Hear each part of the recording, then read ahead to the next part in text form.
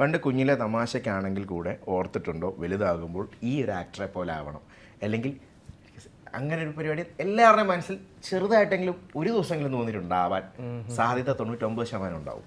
അങ്ങനെ ഉണ്ടെങ്കിൽ റോഷ ആദ്യം നസലിനോട് ചോദിക്കുന്ന വിചാരിച്ചു.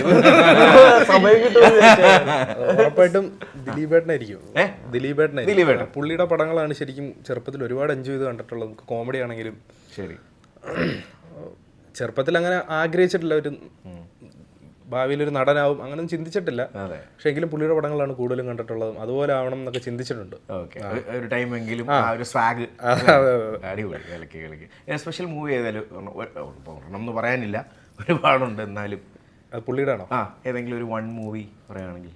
അങ്ങനെയാണ് ഞാൻ ചുമ്മാ കാണുന്ന പടം വെട്ടമാണ് എപ്പോഴും കാണുന്നത്.